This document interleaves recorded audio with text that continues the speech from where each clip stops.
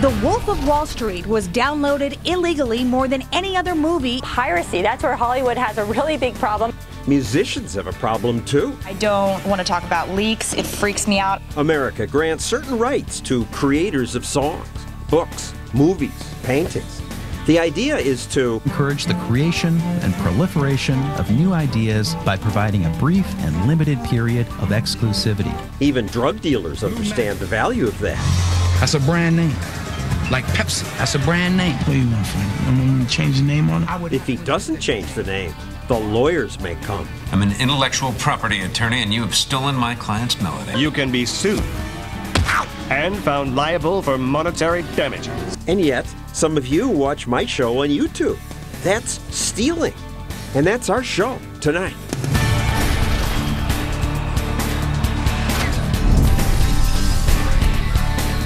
And now, John Stossel. Ideas can change the world. For most of human history, people suffered in miserable poverty, mainly because no one had thought of better ways to do things. Then, suddenly, in just the last few hundred years, some new ideas made life better for billions. Things like running water, the printing press, the steam engine, electricity, now the internet. We want people to keep coming up with new ideas, but there's a problem. Why would you bother to spend years inventing something if other people could just steal your idea? They'd make the money, you might not. Let's say a guy invents a better light bulb. His price needs to cover not just the manufacturing cost, but also the cost of inventing the thing in the first place. Now let's say a competitor starts manufacturing a competing copy. The competitor doesn't need to cover those development costs, so his version can be cheaper. The bottom line, original creations can't compete with the price of copies. That's a video made by filmmaker Kirby Ferguson. If original creations can't compete with copies, inventors will invent fewer things.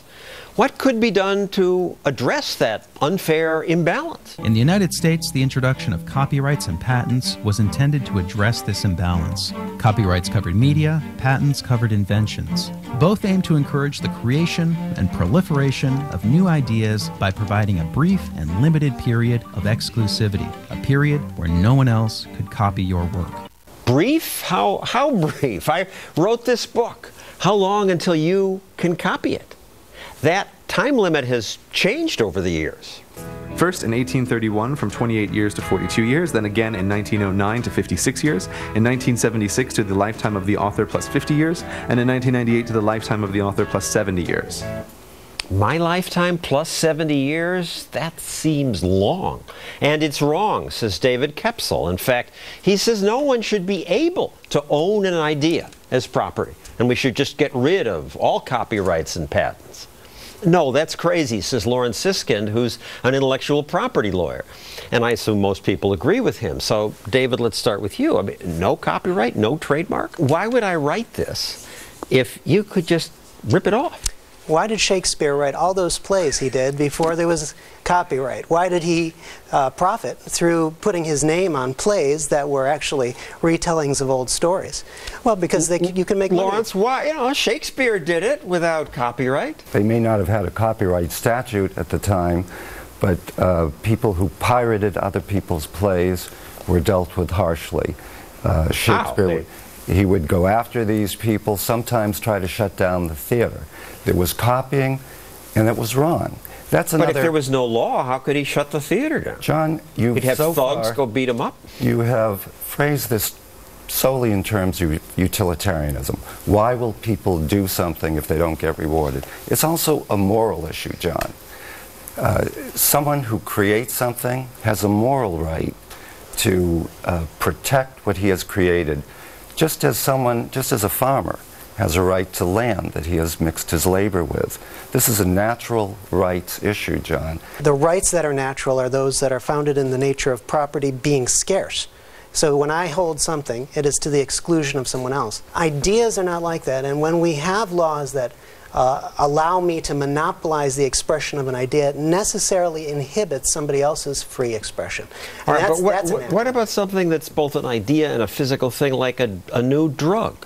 It costs these drug companies $1 billion to get it through government. If somebody could just copy it, they wouldn't do it. Pharmaceuticals are a special problem because there's a great deal of regulation already built up with the research and development of the drugs. You have to go through clinical trials. But we see in other fields like software, where the R&D costs are much lower and coming down all the time, that people are actually opting out of the copyright and patent system. How do they make money? They make money by the strength of their name and by the strength of their product. They do it like other competitive products on the marketplace do, by making a good product and selling it and competing with others as the free market is supposed to work. Well, it's not always clear how modern life could work without copyrights and trademarks, but there is at least one area of life where government does not enforce trademarks: illegal drugs. And yet, intellectual property still exists. In this gangster movie, Denzel Washington is upset that Cuba Gooding has watered down Denzel's dope, which is called Blue Magic. That's a brand name. Like Pepsi, that's a brand name. They know that even if they don't know me any more than they know the chairman of General Mills. When you chop my dope down to 1, 2, 3, 4, 5%, and then you call it Blue Magic, that is trademark infringement. What do you want, Frank? You want me to change the name on it? I would have to insist that you change the name. Fine by me, Frank. I'll call it Red Magic. So, David, is that how it's supposed to work? And he'll persuade people? Yeah, look, if somebody wants to come along and copy Shakespeare's plays and market them as their own. Stossel. Yes, Stossel's Hamlet. Well, you've now got to deal with a couple of problems. One is the audience is going to know you didn't write it, you're ripping off Shakespeare, and you've lost your bad reputation. But these reputational issues work in the private market. You don't need a government to come in and enforce them. What about music? I often try to use music on this program, but sometimes I'm told, you can't use that, we don't have the rights. Actor Nick Offerman did this parody of how the music copyright system works. But not every opinion is rendered. Stop the audio. Shut it down now. Why? Who the hell are you? I'm an intellectual property attorney, and you have stolen my client's melody. So, Lawrence, that's what you do? No, I do that kind of thing in court, not in someone's workshop. To you, these laws are reasonable, clear enough for most people? Well, like all laws, they require tailoring from time to time. Reasonable people can disagree, for example, on how long the term of a copyright should be. The rules are confusing, and they often open people up to lawsuits. Here's one example. In 1981, George Harrison lost a $1.5 million case for subconsciously copying the doo-wop hit He's So Fine in his ballad, My Sweet Lord. Subconsciously copying? Are you kidding me? You know, in that case, he admitted he had made a mistake, and he tried to settle it before it went to trial. The tune was well known. He said it was subconscious, but whether it was or wasn't, he did not have a right to use someone else's tune. The fact that he was a great creative person in his own right didn't give him the right to infringe on other people's creative products. And how would they make money if anybody could just copy any song? They are making money through doing what they've been doing for ages, by doing performances, by hoping that people will buy their products. And in fact, they do. You know, I live in Mexico City, and I can walk out my door, go 200 yards, and buy a pirated copy of anything I want.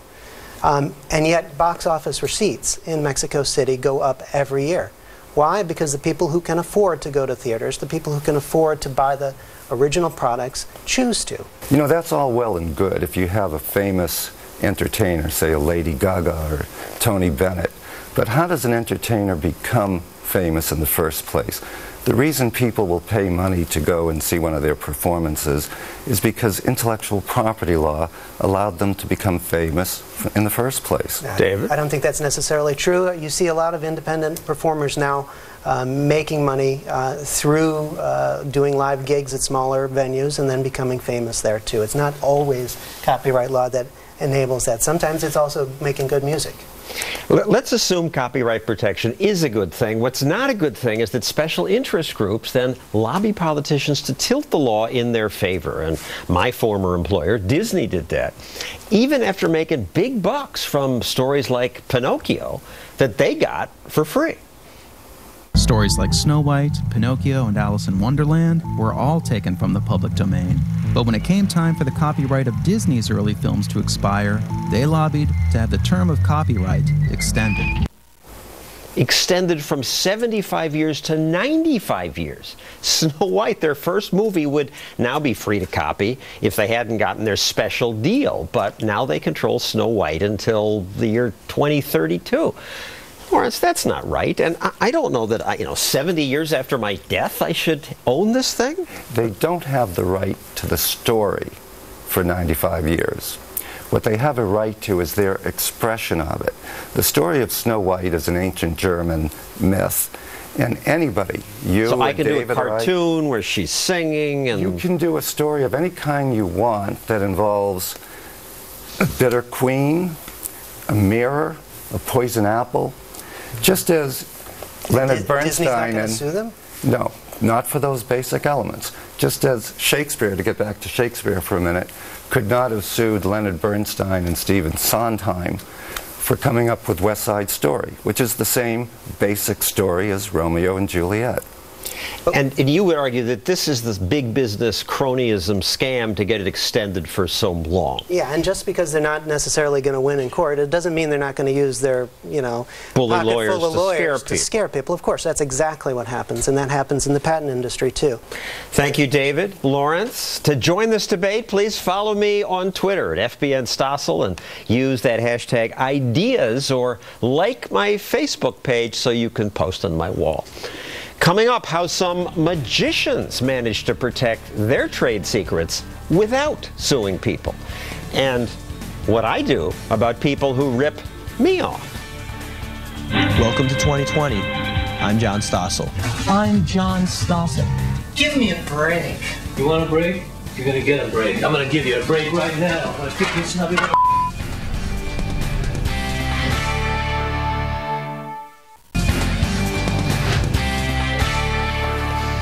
What if you're a magician and you come up with a cool new magic trick? You might patent your trick, but then the secret would be out there. So how does a magician protect his creative work? In a moment, I'll ask this magician. My name is Rick Lax. Welcome to Vertigo. Rick Lax invented this trick where a deck of cards seems to float in the air. Soon, someone in Russia showed the trick on the internet and was trying to make money by selling the secret behind it. И думаю, ваше, когда вы его увидите. Rick Lax joins us now. So this Russian guy ripped you off? He sure did, and he made some money doing it. How do you make money? He charged people for this video that he made explaining how to do my trick. So to protect his vertigo trick, Rick put on a disguise and made this fake exposure video which claims his anti-gravity trick is done with tape. First thing, right there. You see that? Tape. Then, at the end of this video, he takes off his disguise and explains that he was conning you. It's a secret to Vertigo. You're not going to find it here.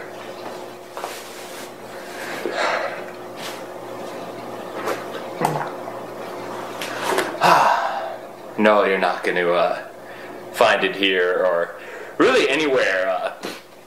On YouTube, I don't think. If you really want to learn how to do it, you do have to get the DVD. So you try to make some money selling DVDs explaining it. That's right, and I made that video not because I wanted to, but because I had to. Over 50,000 people watched that video alone, my fake exposure video, where it started off where if you're watching it, you're a magician, and you think you're going to get the secret for free, so you watch along the video and you say, oh, is it done with tape? And it's not really done with tape. And then at the end, it's me, and you find out, oh, this really isn't how it's done. But I can see that there is a demand for these exposure videos because 50,000 people watched mine. And if right now, if you were to Google Rick Lax how to do Vertigo, you would find hundreds of videos with tens of thousands of hits. And some of them will be real exposure videos. Those are videos where the magicians really tell you how it's done. And some of them will be fake ones, like the one you just saw.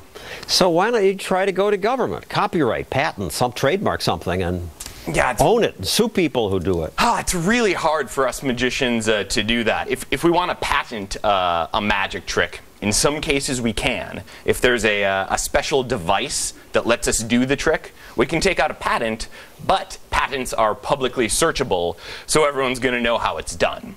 So we don't like that. Here's a magician in a mask who reveals secrets behind magic tricks jerk. and put that on show TV. It. Great. 1, 2, 3. Presto.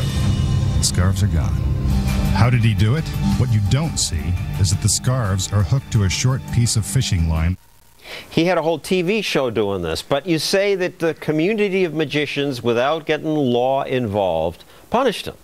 Yeah, we exorcised him from the community. He was a Vegas magician named Valentino, and you will not see him performing anywhere big in America. He doesn't get as much work anymore? No, definitely not, because no one wants to associate with him. Once you share the secrets with the layman, we're nervous to share our secrets with you because we're afraid that you're going to turn around, share it with everyone else. So in some ways, you guys are like Coca-Cola. You have a trade secret that you don't want to write down for people to steal.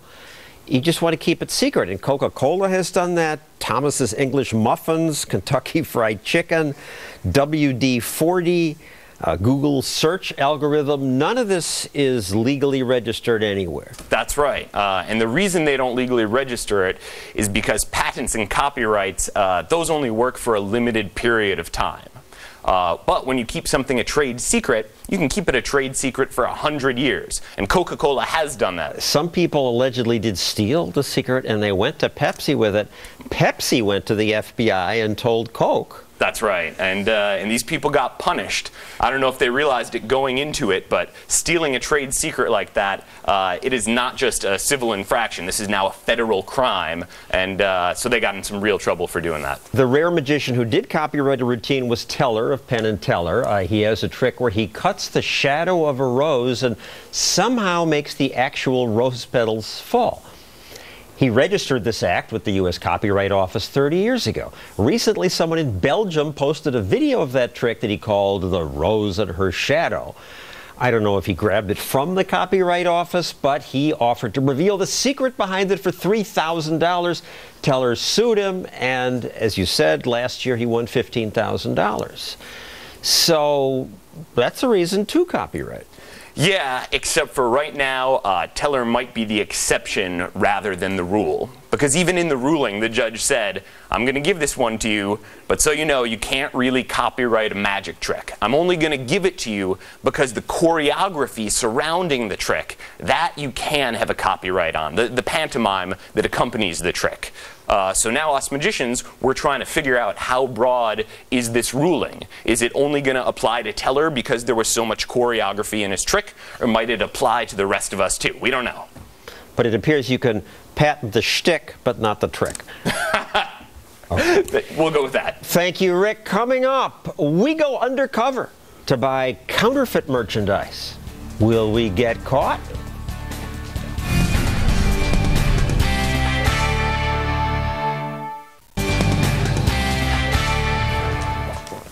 Have you listened to music on the internet without paying for it? Lots of people do. This upsets musicians like Taylor Swift. It freaks me out. I'll have a meltdown on the show. Still, college students download music all the time. But there's a name for what they're doing. It's called downloading songs off the internet illegally. And sometimes the music makers take action. Boston University student Joel Tannenbaum copied 30 songs and shared them on the web. The Recording Industry Association sued him, and a jury ordered him to pay $675,000. $22,500 for each song he downloaded. And that's not right, says the author of Against Intellectual Property, Stefan Kinsella. Why is it not right? The internet has given us a tool to learn, to copy. This is what humans have been doing for thousands of years. This is how society advances and how humanity grows. Copyright law basically censors free speech, prevents people from saying what they want to say, from copying, from learning, from sharing, from remixing. Without it, people will say and mix and produce less. That is actually not true. Today we have piracy that's widespread, and most people don't make a dime from their works. And most people want their ideas to get out there. You know, the danger to artists and to people who want to get their name out there is obscurity. It's not piracy. Piracy is a compliment. So I should just be allowed to pirate movies off the internet? Well, I think piracy is the wrong term, just like the term stealing is the wrong term. When you copy information, you're not taking anything from anyone. You're copying their ideas. They still have them. Piracy is what people used to do when they would raid ships and take things. That's a good point. And the movie industry complains about digital piracy all the time. The Wolf gets ripped off. The Wolf of Wall Street was downloaded illegally more than any other movie in 2014. Other films making the list include Frozen, RoboCop, Gravity, and The Hobbit. Piracy, that's where Hollywood has a really big problem, and they see eye to eye with so many conservatives. Conservatives, you know, respect private property. You don't respect private property. It's true, it's not being stolen, but being copied. Well, actually, I believe in private property as a libertarian more strongly than even most conservatives. And that is actually why I think patent law and copyrights are a bad idea. In fact, that's confusing. Patents expire after 17 years, roughly. Copyrights expire after a long time later, as you noted already. Property rights don't expire, so it's clear that patent and copyrights are not patents and copyrights are not property rights. Let's make this personal. I'm frankly sometimes happy when I see that my show is all over the internet, because my goal is to get the ideas out. But it's a conflict, because I also know that why would Fox pay me to do the show if they didn't own it and get to make money from it? You who steal this show by watching it in places like YouTube may not think about the costs that go into making the show happen. It's not just my salary. I have 7 producers who do research, book the guests, have editors who cut the video. There's a makeup person, hairstylist, the studio stage manager, the director, cost of the car service that picks up the guests, like you, Stefan. How would it happen if they couldn't own the show, protect it? Well, you certainly should have the right to have, it's moral for people to give attribution credit, right? If a YouTube video is taken, there's nothing wrong with saying, hey, it's wrong for you to not tell where it came from. Copying is a different matter altogether. When you put information out there, you should be complimented by the fact that people are copying your show. It shows that you're popular. It shows they want to hear your ideas. The more copies that are made, the more popular you are. Movie studios make money from selling tickets. Now they can make money from selling DVDs. They can sell money from rentals. On YouTube, it has its own channel. They put up this warning video. Everybody's really been looking forward to the new video from Lumpy and the Lumpettes. Russell's a huge fan. But YouTube warns him. Hey, Russell! You didn't create that video. You just copied someone else's content. You can be sued and found liable for monetary damages. If YouTube finds you're a repeat offender, you'll get banned for life. So, sounds like you get punished if people complain that you're stealing stuff. You will, and it's even getting worse. One of the dangers of copyright, John, is that it's used by the state to regulate the internet. In fact, you know, the SOPA legislation was defeated a couple of years ago, which would have tried to stop piracy by imposing all kinds of surveillance on the internet. And internet service providers recently have agreed under government pressure to adopt this sort of 6 strikes and you're out rule, which is like a private, out-of-the-court system with no due process, which could get you banned from the internet for life. Not from the internet. It gets you banned from YouTube. No, from the internet. But has it ever happened? Not yet, but these rules are pretty new. It's a danger. So you're a patent lawyer. So I am a patent attorney. You're basically trying to argue yourself out of a job. Right, just like an oncologist is trying to cure cancer and put himself out of a job, or an attorney who works for the ACLU or defends people against the hideous drug war is hoping to end the drug war, and he wouldn't, you know, maybe he'd have to find honest work then. Good for you. Thank you, Stefan. For those of you who'd like to legally watch shows of mine that maybe you missed, Fox Business does put them on the web 2 weeks after we air. You can get to the website by going to johnstossel.com. Coming up, why it would cost me big if I sang Happy Birthday on this show. And next we go undercover to try to buy some counterfeit goods.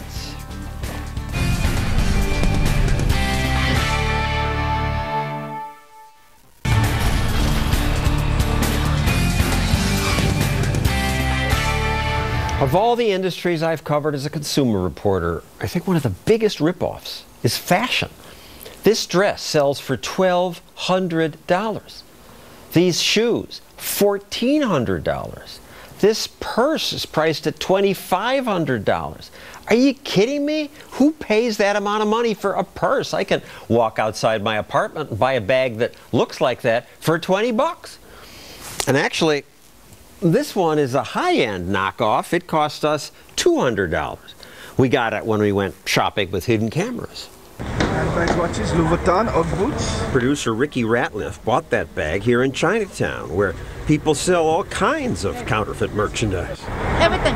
Is it real? Yeah. Oh, please, Ray-Ban, Rolex, pretty ass ladies. What do you need? He claimed he was selling authentic stuff. I'm gonna give y'all a bag apiece. Which one do y'all want? Some people admitted that their products weren't the real thing. It's a copy, it's a copy, not real. Well, this is too much money. One hustler said, if we want the real quality brand name stuff, we need to follow him and meet with this woman in McDonald's. What are you looking for, Louis Vuitton? On her phone, she showed my producer a bunch of supposedly authentic $1,000 Louis Vuitton bags. It's real leather? The only thing I sell here is real Louis Vuitton. Which she said she would sell for just $200. Where do I pay you? Cash. Later.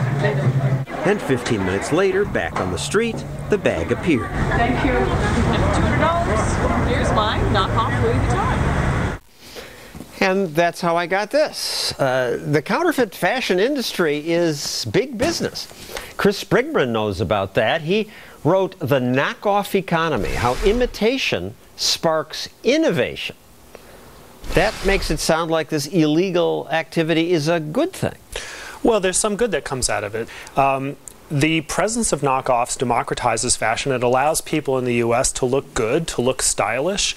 People who can't afford to pay $1,000 for the real Louis Vuitton bag. By the way, that's one of the cheapest Normal bags people. they sell, and that's $1,000. They sell bags that are $25,000 on the Louis Vuitton website. So knockoffs do democratize the availability of these items. Now, it would be bad if it hurt the branded companies, if it deprived them of customers that they would otherwise have. And I can tell you that virtually nobody who buys the fake bag for $200 down on Canal Street, and that's a pretty good fake. Most fakes are cheaper than that. That's a pretty well done fake. Nobody buying those bags is going to buy the $1,000 original or the $25,000 luxe Louis Vuitton bags. You make it sound like the high-priced companies are all in on the scam. They know this is going to happen. But they're not getting any money from the knockoff bag.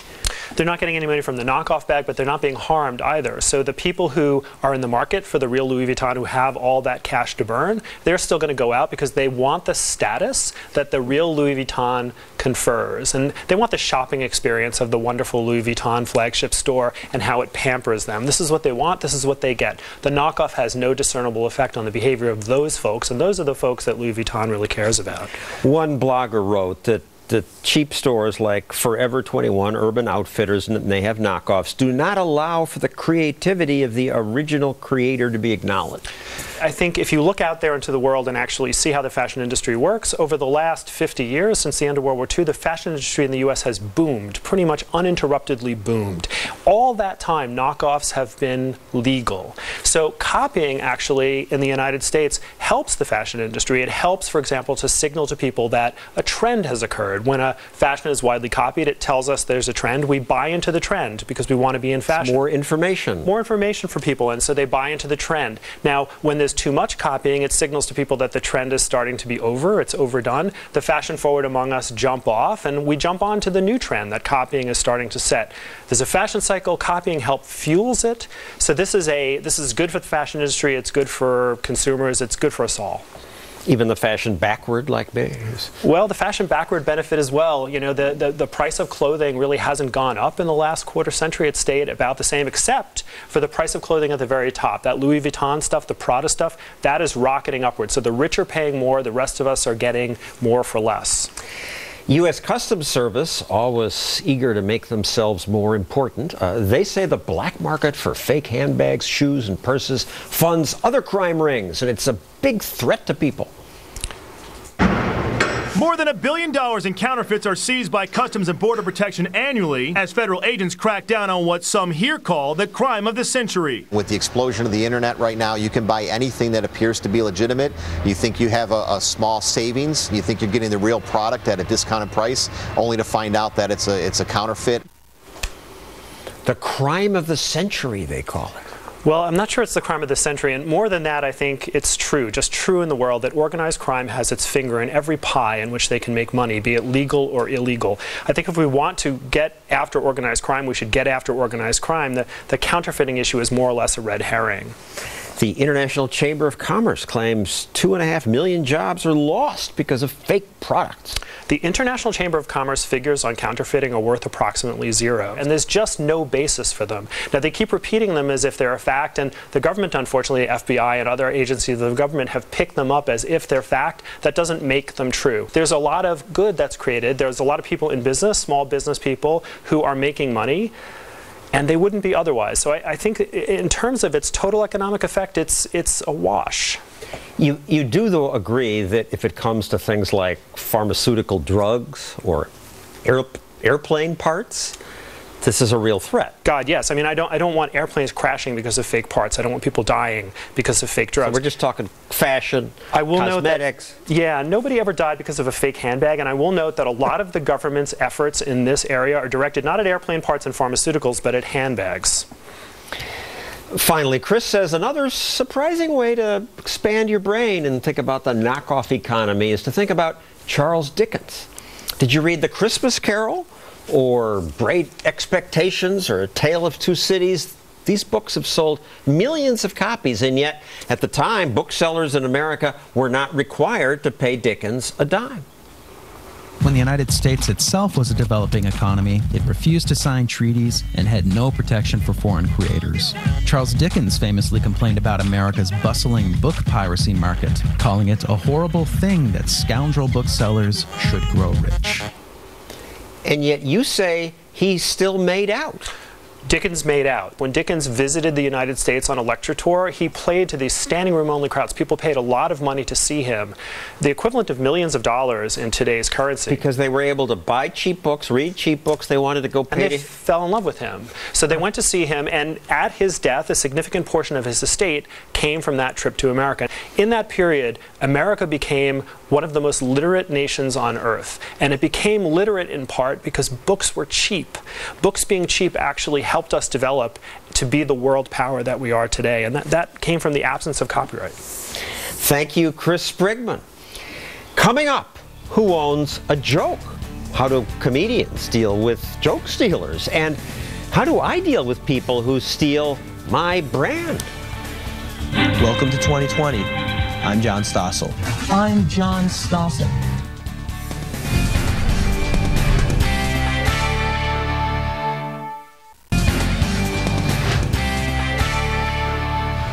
Have you heard this joke?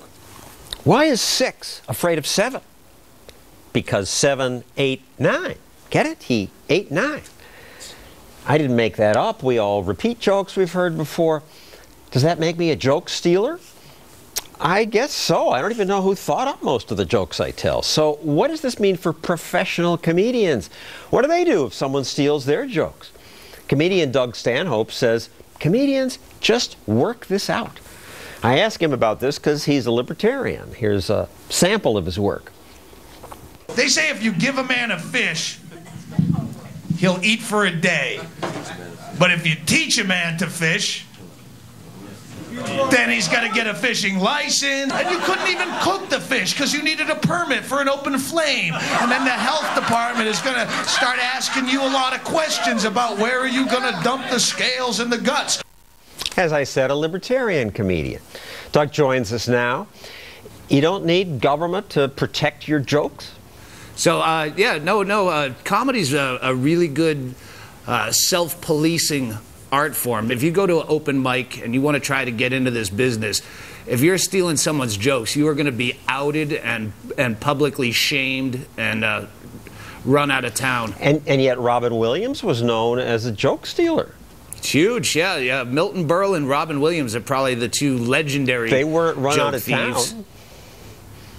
No, there's the anomaly that slipped through the cracks. There's legendary stories from the Comedy Store in L.A. about Robin Williams coming into the showroom and someone would put him up against the wall by the throat and his manager would write a check for stealing jokes. But yeah, there's very few that get through and they're labeled.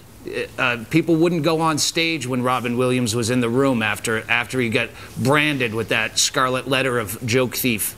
In 2006, comedian Dane Cook was accused of stealing jokes from comedian Louis C.K. And Louis kindly invited Cook on Louis's TV show to joke about it. Here's Cook first. 2006 was the greatest year of my entire life. I had a double platinum comedy album. First one ever to exist. That should have been like my triumph. And I enjoyed it, Louis, for maybe 2 months. 2 months before it started to suck. Because everything I read about me was about how I stole jokes from you, which I didn't. I kind of think you did. So Louis C.K. has him on his own show?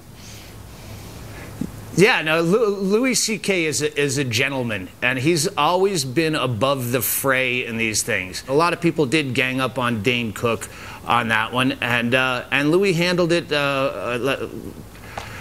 like a sportsman. He didn't antagonize it. He didn't fan the flames. But and when he did have Dane Cook on that show, I thought it was brilliant on both sides.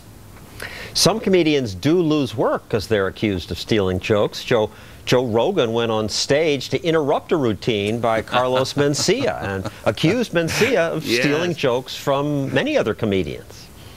He had to end the show by saying Carlos been stealing. If someone steals a riff from a song, that's the news constantly. It's easy to say you steal. I could say you steal, but I don't. Mencia found it tougher to get work after that? That pretty much destroyed him. Mencia was on the top of his game at that point. He was at a Comedy Central show. He was selling out theaters all over the country. And almost immediately after that went viral, it destroyed his career. It brought him down to my level. That's how bad. If I'm doing the Wednesday, he's doing the Thursday at the same rotten club. Well, thank you, Doug Stanhope. We'll now raise you up to higher levels. Coming up, have you brushed your teeth with Crust toothpaste? Do you use Arm & Hatchet baking soda? Do you buy coffee at Sunbucks coffee shops? I'll explain when we come back.